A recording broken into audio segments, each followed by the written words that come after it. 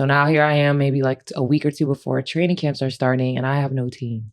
So I end up signing with the Chicago Sky on a training camp contract. And for people who don't know what training camp contracts are, it's just basically a non-guaranteed contract to participate in camp. So there's no spot, like you're not guaranteed a spot, you're not guaranteed any money. You just are showing up trying to fight for a spot on the roster. And coming from somebody who was starting in the WNBA the year prior, now I'm fighting for my life on a new team. I'm just kind of like, what is going on? But for me, I don't go in, feeling away. I just know that I need to just work my ass off and put my head down and just be confident. But that's still a very tough situation to navigate, especially as a young player. So I get there, I get it all the way to the last day, get cut from the Sky. And that was kind of like just a dagger, like to my whole heart and soul. And I was just kind of like, okay, well, that's getting cut twice in a span of like 30 days. Like, I'm not like, this is it. Like, is my career over? Like, I got on the first flight out that same day. I was at home that night, and I was just sitting like, dang, like I only lasted 3 years in the league. Like, this is it. It's like hard, a lifetime of work done in 3 years. And, it was a tough realization for me. Like, this possibly could be my last time ever playing the WNBA.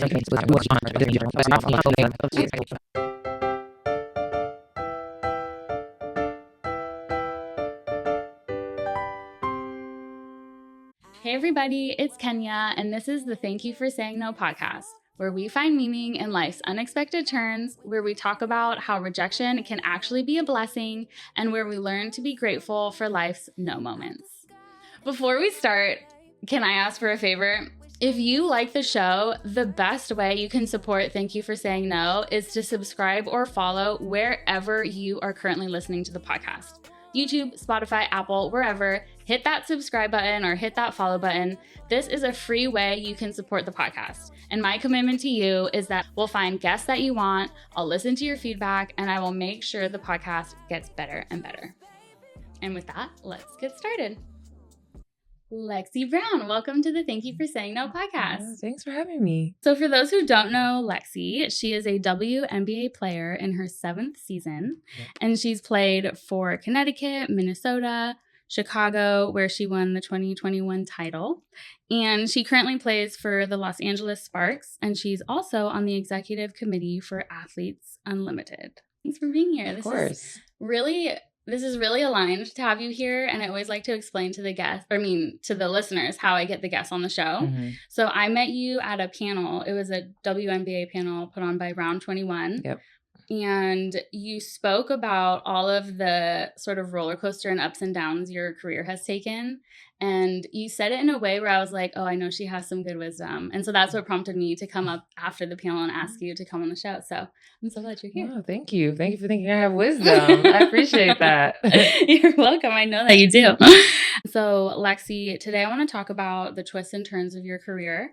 Some of the no moments that you've gone through, which is basically like a rejection. We just call them no moments on the show. I have a lot of those. Okay, good. I have a lot. And then the thank you to the no moments. So what you're grateful for about those no moments and what you've learned from them. So let's start with some of the twists and turns in your career. Can you take us from when you graduated college? Let's start there. Yeah. So even like starting, and I think that it's been brought to the forefront more this season with the attention on the W in this rookie class, is how fast that transition is. So I didn't even finish school like on campus. I mean, I took my exams. I had to take my exams early. I didn't get to walk in my graduation for grad school. Like, we got drafted. It's like a few weeks, and then they're like, okay, time for training camp. So everything is just happening. My apartment wasn't even packed up. My mom and my friends had to like move my stuff out of my apartment because I just had no time to do that. And I get to Connecticut, I'm super excited, ready to go. I'm coming off a really good senior season. I'm an All-American. We got to the Sweet 16. I get to Connecticut. I have a meeting with my coach at the time. And one of the first things he says to me is, you're probably not going to play this year. And I was just kind of like, Oh, well, like, what exactly do you want me to do with that information? You're telling me that you already have it set in your mind that I'm not going to have an opportunity to play without even seeing what I have to offer this team. So I would say like that was like my first like outright rejection that I got from the WNBA. And that was my first day in a new place, in a new city with a new job. I mean, thank God my dad was there with me because I don't know how I would have handled that if he wasn't there and kind of talked me off the ledge. What did he like? What did he tell you, and how did you get through that? He just told me to, take that statement with like a grain of salt because you never know what can happen over the course of a season. And then he just said, continue to show up, be a professional, and lean on your work ethic like you always have. And when your opportunity comes, you'll be ready. I mean, not taking anything away from that team at the time, it was a very good team. But I do think, I could have helped us win more games, maybe advance farther into the playoffs. But again, that was almost 8 years ago now. But, that basically set the tone for the majority of my WNBA career, which is basically battling all of these no's, all these rejections, and, making me who I am today. And, luckily, it's a blessing that I'm still in the WNBA because it's been a journey. It's been tough. Yeah. And that's what I love so much about like your story and how you share it too, because you're very honest about it being like a roller coaster. I've heard you say that a few times in interviews, but you've still like made such amazing accomplishments in the WNBA and how you come back and want to give back to the WNBA and other women who are just coming in. So then what happened after that? Then where did you go? So after that season, I was traded to the Minnesota Lynx. And for me, getting to a team that wanted me. So, they were very excited for me to be in Minnesota. They told me I was going to have an opportunity to earn minutes on that team and be a contributor. So I was super excited about that opportunity. I mean, again, that season was definitely up and down for me. It was my second year in another new city with new teammates, new coaching staff. But, prior to my 2022 season, that probably was my best season. And I got a lot of confidence and I was really excited. And I went overseas after that season was over, and then COVID happened. And, COVID changed a lot for a lot of people. Our season was delayed until July. Some people decided to, go play. The season was shortened. The world was just very different. And then we throw our season, which was pretty much at the forefront of like all of these societal and political and all these issues, you put that on top of us as well, which we asked for that. We wanted to be the people that had the platforms to speak up about things that people cared about and things that people were passionate about. So I don't regret us doing that at all because I thought it was just an amazing thing to be a part of. But, that weighed heavy on a lot of us. And, a lot of us thrived in that environment. Some of us not so much. I would say that environment was not very good for me. My mental health was depleted in there. And then I suffered a concussion. So I actually had to leave the bubble. So I left the bubble with concussion symptoms, and the team like never put like a statement out about it. So they just said, oh, Lexie Brown has left the bubble, and that was it. So I thought that was kind of odd, but they were about to start playoffs, had a good chance of winning the series. So, I didn't say anything about it like publicly because I was like, let's let them focus on the team. I'm at home cheering for them, rooting for them. And, they lose the series. The season ends and there's still no like statement or information put out about me leaving the bubble. And then I was like, okay, like that's really weird. And then now all these conversations and dialogues about why I left the bubble are coming out, and they're just very weird, random, outlandish things when it was just simply like I got a concussion and the doctors told me that I should leave the bubble because I wasn't getting better. So at that moment I was like, okay, like the Lynx are moving a little funny.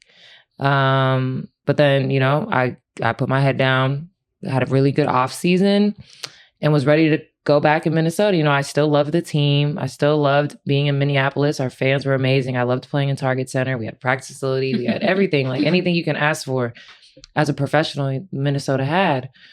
And, training camp is coming closer and closer.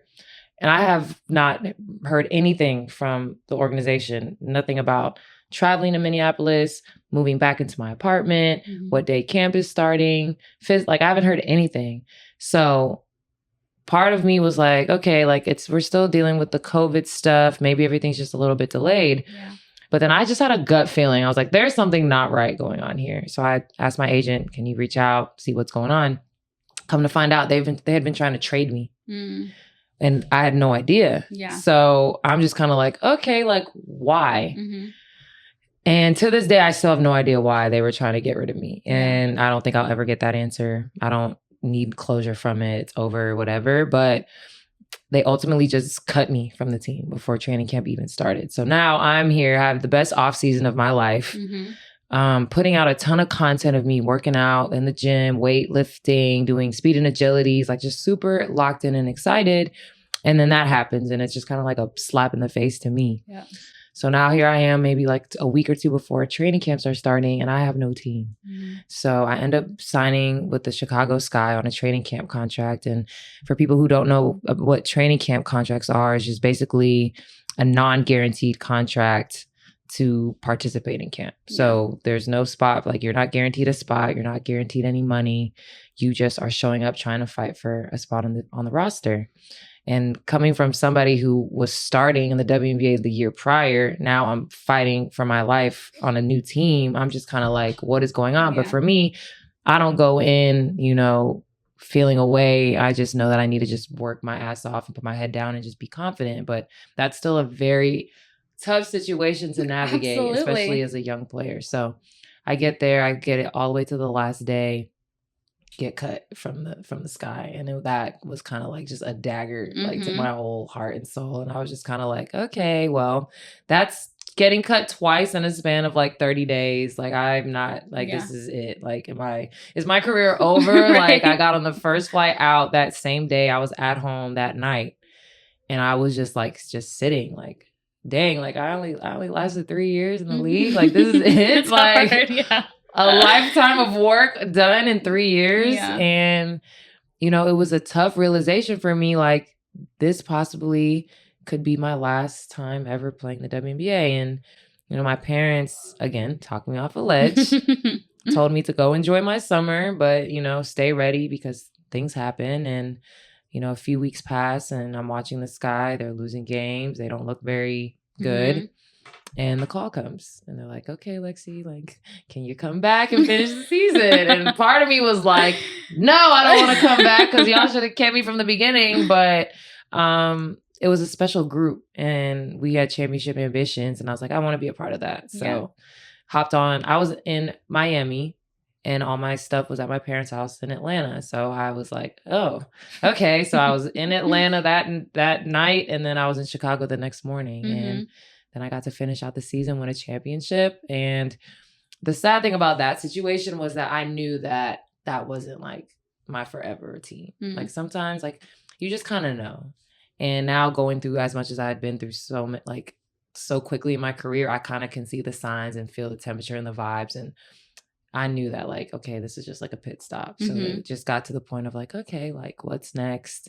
Still, like I'm in year 4, just finishing year 4, and I'm still like in this gray area of my career. So, well, what I like so much about everything you just shared is how like it really is, our slogan is finding meaning in life's unexpected turns. And like in retrospect, everything is so clear. Yeah. Like you were meant to come win this championship, but you first had to go through those 2 no moments. Right. To get to this like really exciting moment. And even then the journey is like only just beginning when you feel, right. when you feel like you worked I'm so like, hard. It's just weird because like you win a championship and it's like that's supposed to be like the pinnacle of your career, like one of your greatest accomplishments.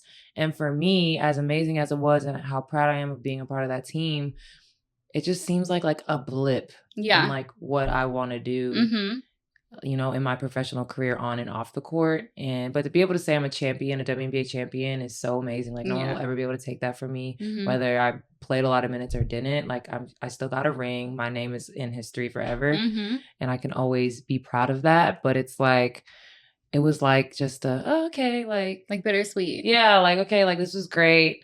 But like I have so much more to offer this league than to be rotting on the end of a bench. So hey everybody, real quick, we have some awesome merch and you are gonna want to check it out. I've linked it in the show notes. And listen, I pretty much exclusively wear Thank You for Saying No merch because it's literally that fashionable and that comfortable. We have t-shirts, hoodies, mugs, canvas bags. The t-shirts say "Thank you for saying no" across the chest. The hoodies say "Rejection is redirection," like this hoodie right here.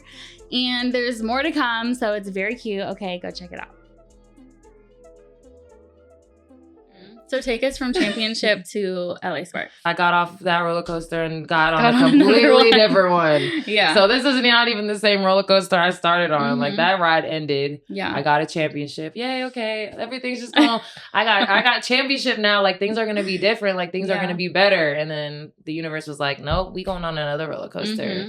So after I got waived from the Sky, I took a deep dive into our CBA because I was like, something is just kind of weird that was going on. It wasn't just like about my play. And that's typically what the issue is for like some players that get waived. Like sometimes the money doesn't line up. Sometimes it's something with ownership. You know, sometimes you just, things are just simply out of your control. So after that happened, I was like, I'm not going to put myself in another situation like this because I know that this team, like I'm not staying here. So whatever team I go on next, I want to make sure I'm protected. I know what I'm getting myself into. So for whatever reason, the Sky, no matter how they crunch the numbers, my contract would not have fit under the salary cap. So no matter if I love Chicago, wanted to stay there, give my left arm up to be on the roster, it wasn't going to be possible based on what they were trying to do. So I was just, they offered me a player option, which means they can retain my rights. And I declined it because I was like, you guys don't want me here anyway. So I don't want to be used as a pawn. Like, I'm done with that. I'm taking control of this. I'm not accepting this option, this player option, which now at the time, if you offered a player an option out of their rookie, it wasn't guaranteed. Now it is, which I think is amazing because you're not like playing with people's future for like the benefit of your organization. If you want to keep a player, you guarantee her, and then if something happens, like you're not playing with her money, you're not playing with her career. So I think that's an amazing change that was made. Yeah. So I'm sitting here, I go overseas. I didn't want to go overseas, but my agent at the time like kind of forced me to go, and I was like, all right, I'll go. Because I needed people to see me play. People haven't seen me play in a year. So I was like, okay, I guess that makes sense. Athletes Unlimited is on the horizon. Season 1 is on the way in the new year. And what's Athletes Unlimited for those who don't know? So Athletes Unlimited is a off-season professional women's basketball league that started in 2022. I think it was 2022. We're about to enter our 4th season, which is very exciting. But season 1, so the year after my championship was the first year. So that was starting, and I really wanted to play in it. But my agent kind of talked me out of it. But I told Athletes Unlimited, I said, I'm probably not going to finish this season overseas. So please, like, have a spot for me. And they were like, we'll try our best to keep a spot open for you. So I was like, okay, that's fair enough. So I go to France. I'm playing my ass off. My team sucks, but I'm playing really well. No shade to my teammates because I literally was on a team full of like babies. Like I had like 2 17, 18-year-old teammates. I'm like, what am I doing right now? But like they were so sweet, but I was just like, I'm old as shit. And you guys are like so young. One was about to be a freshman in college. I was just like, this is crazy. So wait, how old were you then? I was 26. Okay. I want to say. Because we're the same age. My birthday is one day before yours. Oh, yeah. Yes. Yeah. My Scorpio. My Scorpio girl. I was like 26, 27 with the 18, 19-year-olds. And I'm just like, okay. That's tough. My Chicago coach had coached overseas, and his wife is from France, I think. So he was in France. So he came and watched me play. He watched me score 25 points on a EuroLeague team. We lost. But I played very well. And he's like still not trying to move mountains to keep me on the roster. So at that point, I'm just like, okay, like why am I don't need to be over here anymore. Clearly, it's not mattering how well I'm playing. I'm miserable. I'm lonely. I miss my family. I miss my friends. So holiday break hits, Christmas time, I go home and I'm like, I'm not coming back. Sorry. So, and usually that's like frowned upon, but I was like, I'm not playing overseas anymore. So y'all can keep the money. You can put a X next to my name for future. Like, I'm not coming back over here to play. Yeah. So I do Athletes Unlimited, and I'm still on Chicago Sky. So I'm basically like making a huge gamble on myself at this point. Like, okay, I'm not going overseas. I fired my agent. I am basically like, I'm just betting on myself. I'm banking on the fact that I play really, really well in Athletes Unlimited, and I reintroduced myself to the WNBA because people have not seen me play in basically a year. So thankfully, I play really well. I have a great time. We get the trade to LA, and things are just going really, really well. And then they fire Derek Fisher halfway through the year. I'm just like, what is happening? Yeah. Like, will I find peace in this league ever? Right. And no, I will not. I think this year is the year. I really do. But I'm just happy that I'm in LA. I'm happy that they believed in me. I'm happy that they gave me a 2-year extension. This year, year 8, will be my first guaranteed contract in my entire career. Amazing. Congrats. And thank you. And even though last year, it's still like, they're like, oh, like, you're good. Like, even though you don't have guaranteed, like, you're good. Like, no, like, you're never good. Like, I'm not, the business is business. Like, and sports are sports. Yeah. And it's not always personal, but you have to like, be like, you can't be like naive to how things work. So this year is like really, truly the first year that I'm like going into a season and I'm like, I'm good. Like,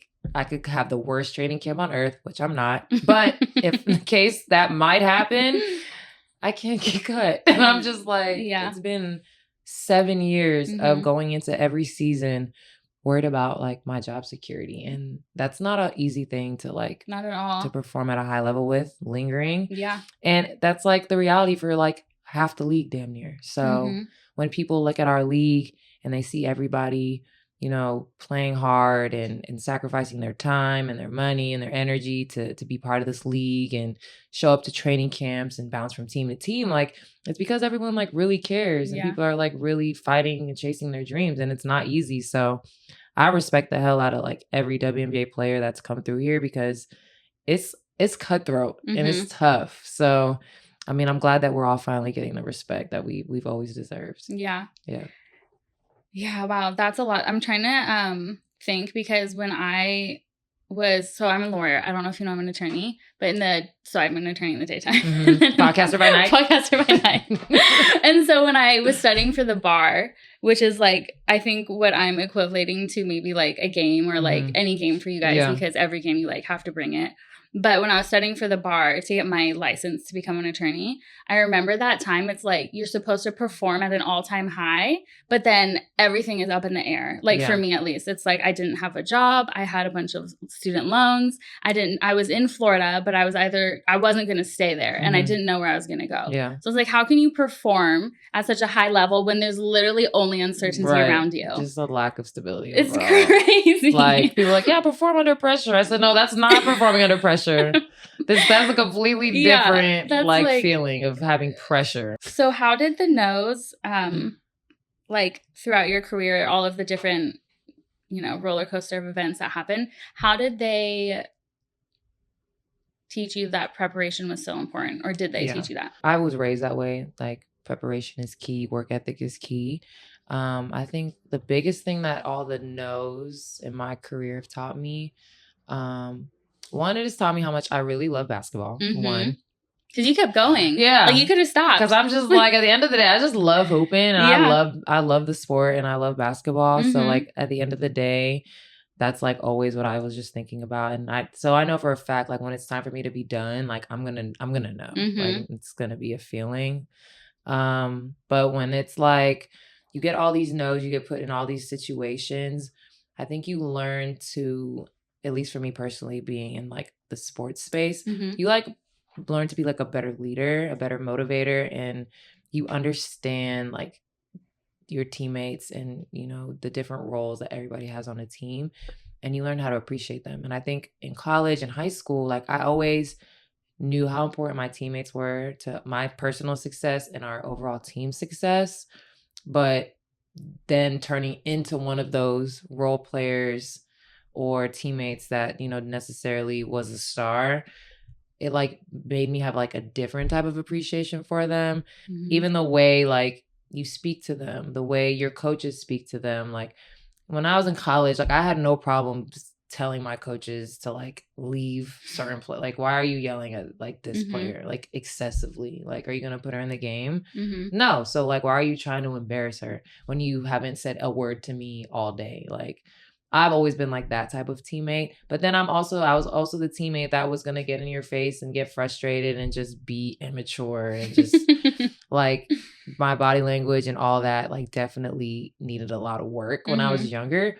And it took me a while to like realize that. And then, you know, seeing everything from a completely different point of view, you know, being a player that barely got in the game, but, you know, you have to do all the reps in practice and you have to, you know, be the loudest and you can't be in last in sprints and all that kind of stuff. It like just gave me a completely new perspective of not only how important those players are, but like how dedicated and how hard they do work. Knowing that, you know, I might not get in today. I might not play at all for a week, but I'm in here with you, you know, next to you, cheering for you, being happy for you, and then working my ass off. So when I do get that opportunity, I'm ready. And I want to be that person. You know, I don't know, like we have a new coach now. I don't know what my role in this team is going to be. I'm hoping to at least be a leader, like before we even start with X's and O's. Like I want to establish myself as a leader on this team, but I want to be a very empathetic leader, which empathy, you know, there's a thin line about like over feeling and like all that kind of stuff, taking things personally, but I prefer to be that than someone that just doesn't care about what anybody's feeling or going through or dealing with. And I just want to be that leader that just constantly can instill confidence in everybody, no matter what. Even on my tough days, I want people to be able to look at me and be like, okay, like if I need like a pick me up or I need a boost of confidence or I need some advice, like I can go to Lexie. And I feel like I just have had a vast experiences in the league where I really can speak on like almost everything. Yeah. Except for being like the super mega star. But I think you're a mega star. But that's only a few people who are like that. So I don't feel that bad about not being that. So you really feel like all of those no moments and all of your rejections like are allowing you to be this leader because you have this shared experience. That you can... absolutely. And it's just like, I know there's some times where you can look at players and be like, they've never dealt with being on the bench. They've never dealt with, you know, going 2 weeks and not even seeing the floor. Like you can get stuck in those types of moments, which I think that's like not necessarily the right way to think about a player, because it's not her fault that she's just been really, really good her entire life. And she's always been put in positions for her to be, you know, super successful in the focal point of a team. Like that's just like a blessing in itself. And it should motivate you to like want to work and hopefully be that type of player one day. But for me, I just feel like the league is so like, it's just a revolving door. And sometimes it's about timing. Sometimes it's about roster construction. Sometimes it's simply about the money. But at the end of the day, like you can be a good person, you can be a good teammate, and eventually like all of that, all those no's, whatever, will build you to be this like very well-rounded person. And then when your opportunity comes, you're going to be ready. Yeah. And at least in my own experience, like the more I receive no's or like just rejections in life, like there's lots of little no's along the way. But I get better at handling them and like figuring out how to turn them into something that's positive. And so I think that comes with just experience, like embracing the no. Absolutely. Like you have no choice. Because if you pout about the no, like everything in your life is not going to go perfect. And then even though sometimes you might look around and be like, everything is going right for that person, you have no idea how many no's that they might have faced. Because you have a streak of no's and you're going to have a crazy streak of yeses. But if you're still dwindling on the no's, you might miss the yeses. Those yeses that could have been are going to just continue to be no's because you didn't learn.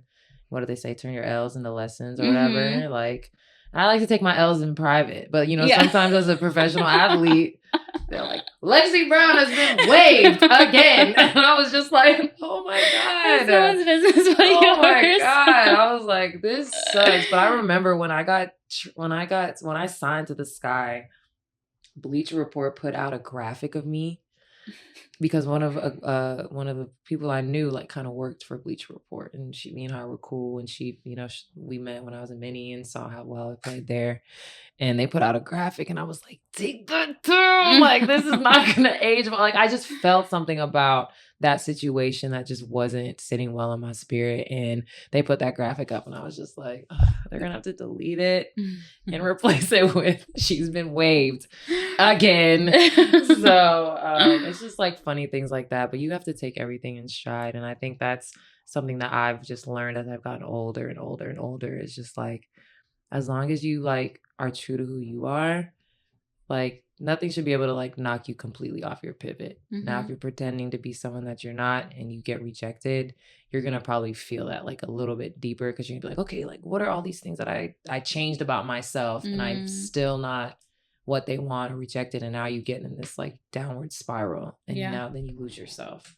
So I will say I'm grateful for like my family and my close friends that I've always like made sure I stayed true to who I was no matter what was going on.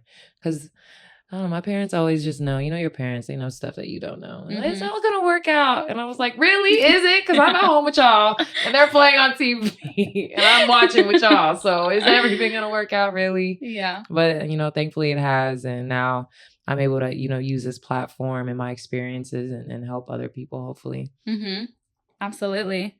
It's funny how looking back, you're like, oh shit, it did actually kind of work out. Even though it really felt like it wasn't working out. End of the world. Some no's really do feel like the end of the freaking world. No, they really do. And I'm thinking about some of my own right now. But it's not because I'm here and I'm talking about it. And honestly, my nose is what led me to my podcast, which I'm so grateful for. And I love the name of this podcast. Thank you. Like, it's so cute. Like, I remember when I met you at the Soho House. And you're like, my podcast is like, thank you for saying no. And I was like, that's literally my life. My life the last like 7 years. It's just been no. And now we're finally stringing together some wins. Yeah. And it kind of makes the wins even feel even like it really does. Even better. Yeah. So I want to talk about your Crohn's diagnosis and how you've navigated that through just everything through your career and stuff. So what was it like leading up to getting the diagnosis? Because you didn't know what it was at first. Yeah, no idea. And the symptoms started, what is it now? Almost 2 years now. 2 years, or it will be 2 years in May. I just started getting like really bad pain and like going to the bathroom was hard. And I was just like, what is happening? I couldn't like sit down for very long. I could like barely stand up straight sometimes. I was having trouble running. My stamina was like just dwindling by the day. And we were 4 or 5 games into our season. You know, we had a full training camp. I was playing like 35 minutes a game. So I was just like, why am I this tired? Like I should not be this exhausted. Where are you when this is happening? Like who are you playing for? The Sparks. Okay, so you're in LA. Yeah. So I'm in LA. And it's just like, I'm just like very confused because I'm very in tune with my body. I love working out. I love taking care of it. So, you know, we would have a practice. I would get home and I'd like just sleep the rest of the day. Or I would like have plans to do something and I would just be like, I'm too tired. Like I can't do anything right now. Like I have no idea what's going on. So eventually the pain just got too unbearable. I barely could get through a game. So I ended up going to a colorectal specialist and I was in surgery the next day. So that was in June of 2020. Last summer. And I've had 4 or 5 surgeries since. Wow. I haven't had any in a while, so that's a blessing. So symptoms started in May. Missed like 30 games. Got my diagnosis November of last year. And, you know, I've just been dealing with it ever since. So it was pretty bad at the beginning. You know, I was super underweight. I lost like almost 30 pounds. And I was just like figuring it out. So I'd never had to deal with playing like underweight before. Like I love food. I love working out. So being underweight has never been an issue for me. So I, you know, got healthy enough to do Athletes Unlimited last year. And I played well, but I wasn't myself. I didn't feel like myself. It was kind of like a struggle to make it to the end of that season. But I did well and I was feeling good compared to how I finished the WNBA season. It was like night and day. So we start this past season and, you know, I'm still really skinny and like not feeling amazing, but like I just keep thinking of how I felt the year before. And I'm like, I feel great compared to last year. It's not knowing that my body is just still not ready for that type of intensity and pounding and traveling and all that stuff. So season got cut short again. I had to switch medications. And now I'm feeling like amazing. You know, I'm back at my playing weight finally. Nice. The medication's working great. I feel great. I haven't had any bad flare-ups in months. So I guess technically I'm like in remission, I would say. And I'm just really excited to finally feel like myself again, because even at the moments where I thought I was feeling like myself, like I wasn't quite there yet.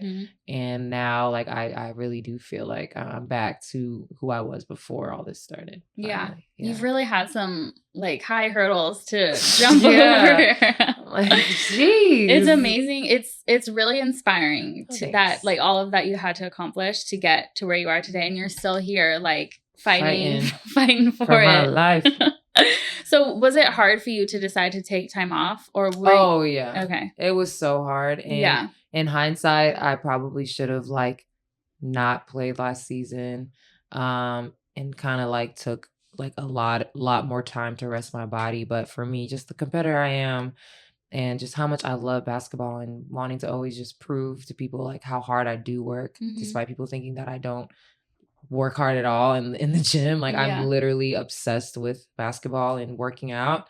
So it was just like a mental battle of, do you want to get better or do you want to keep trying to prove yourself to people that like really don't matter that much? So it got to a point where like my surgeons and my doctors were just like, okay, like please just shut it all down. Like you got your extension, you have nothing else to prove. You need to get healthy mentally and physically. So when I decided to sit out this past season, that was like the first time where like I just shut down everything. Like for the first time in like my life, really. Like I didn't work out, no lifting, no basketball, no nothing for like a few months. And it was really hard at the beginning. Like I was like trying to sneak in, like, can I do this? Can I do that? And they were like, no, like just sit down. And I'm just like, okay. But like, I'm grateful, and I'm grateful that, you know, the doctors and our medical staff, like just gave me this, like the security and the confidence to be like, it's okay if you sit, like, we're not gonna, like, you're not gonna lose your job. Like, we're gonna make sure that we're reporting everything to the organization, to the coaches, that like everything is fine. Like you just need some time that you just haven't been able to take for yourself. And as a professional athlete, your whole identity as an athlete is your performance and your availability. And for me, I just like haven't been available the last 2 seasons, and that's never been an issue for me. And it's crazy that it's like a sickness and illness. Like it's not an injury where I can like, okay, I can work on strengthening this. Like I can do my rehab. I can do the drills. I can show up to PT, and in X amount of weeks, like it's going to be fine. Like this is just like, well, like you might feel good for 6 months and then boom, you're going to feel like shit for like the next 3 months. Like that's just how it is. And that's the reality of it. So now it's just about educating people that are around me and just having them support me. Like I don't need anything from anybody. Like just simply, I just need support and understanding. And if the last like year, like I've had to like cut out a lot of people because they don't want to be educated. They don't know how to be supportive or don't want to be. Yeah. But they still want like all this energy from me, which honestly, I don't really have much of anymore. I have to save it to deal with this, and being an athlete and doing all the other stuff I have to do. I don't have time to beg people to be in my corner. And that's fine. But it took me a while to get there. Yeah. And so for the listeners, like, I just want to highlight how important it is to take time for yourself. Yeah. And how you can come back so much stronger at the end of that. But like the times where I'm overworked, and it's usually me overworking myself. It's not like, you know, we're adults now. We overwork ourselves is what happens. But when I'm doing that and then I take even like 2 days off, I come back like so much better, so much stronger. I can like do so many more things. Conquer the world. Conquer the world. Y'all be surprised what like a good night of sleep does. No, really. For you. Really. Like just taking a day to yourself, like put your phone on, do not disturb, and just like chill. Like just turn everything off. Like just constant. Yeah. And it's like constant negativity too. Like, And that's not just reserved for athletes. It's everywhere. Yeah. Like, even like my mom, like when she goes on Facebook, she's like, I can't believe they're saying this on Facebook about like nothing that has anything to do with her.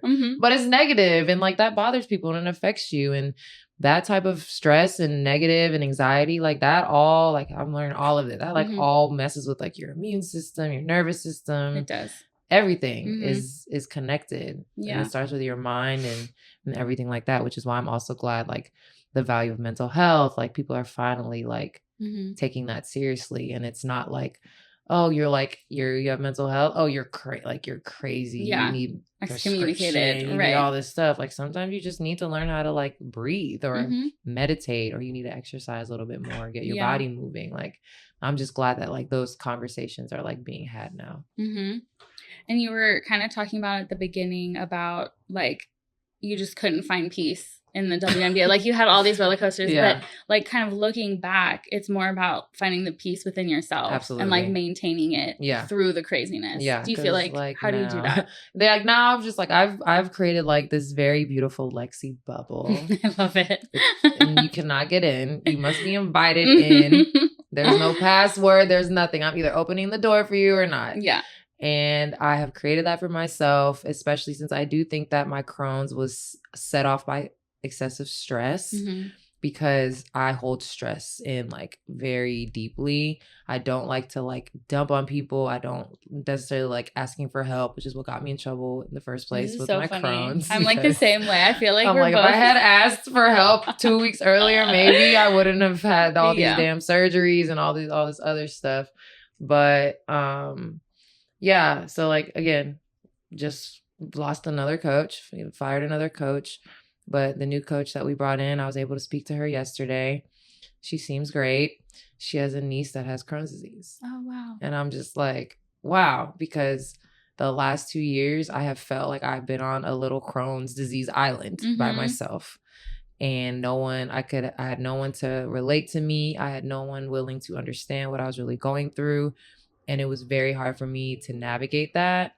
In that type of environment, when you have a group of people trying to win basketball games and save a season, like you don't have time to just be like, guys, like what about me? Like I know I'm not playing, but like you guys are like have been like very insensitive to what I've been dealing with, but like they have all their stuff that they're dealing with.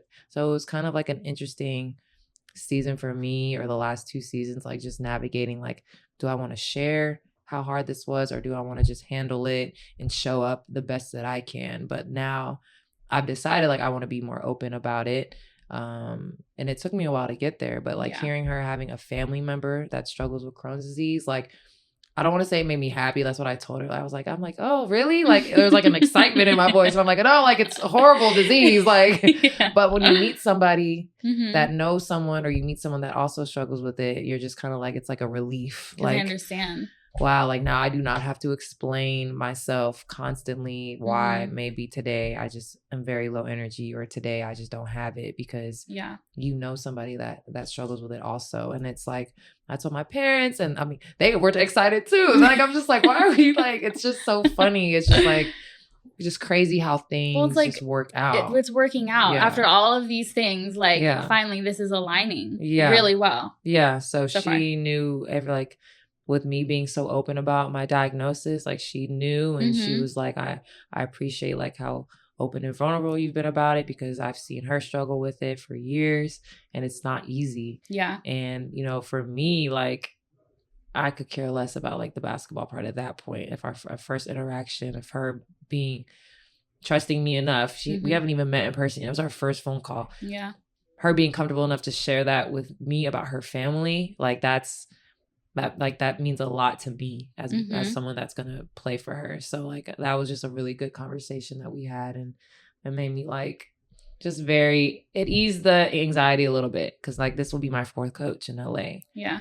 And obviously the other coaches didn't work out very well. So I'm just hoping like she could be the one that gives me this career, or these few years that I've just been so desperate to have, because I've worked so hard and I want it so badly.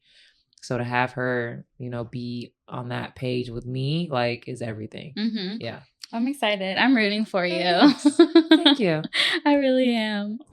So tell us about, Athletes Unlimited a little bit more and how, like, your involvement, what you're doing with them. So Athletes Unlimited, like I said, is an off-season league. We are starting our 4th season.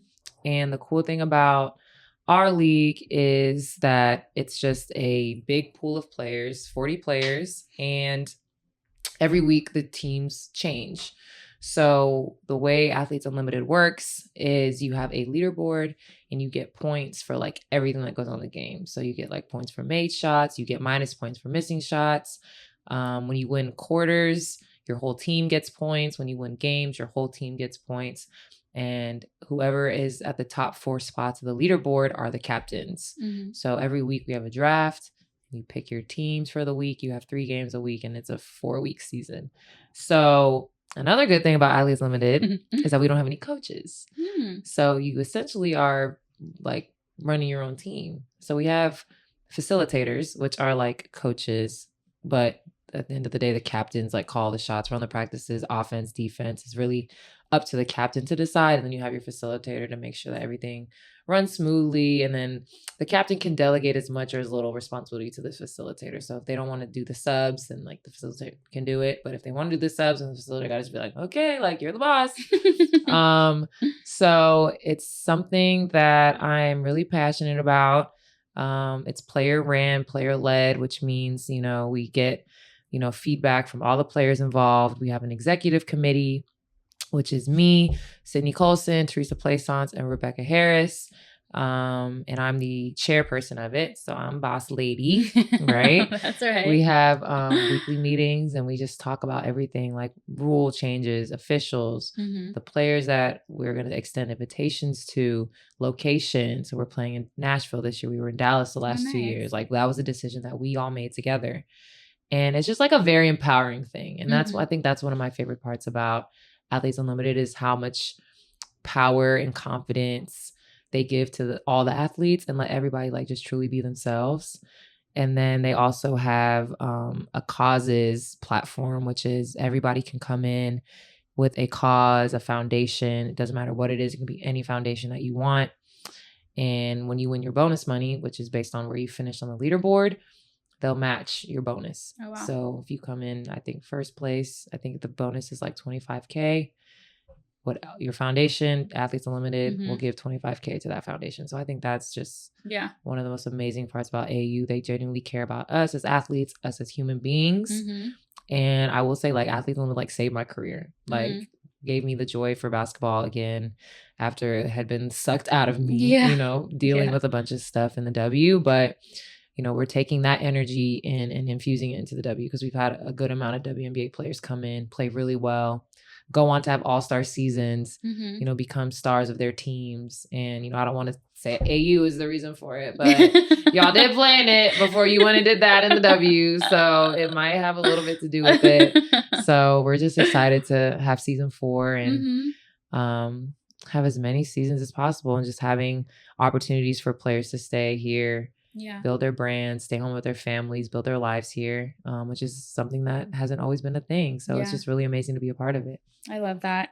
I really love like what you're doing and how you're giving back. I think it's a really big deal. Yeah. You're welcome.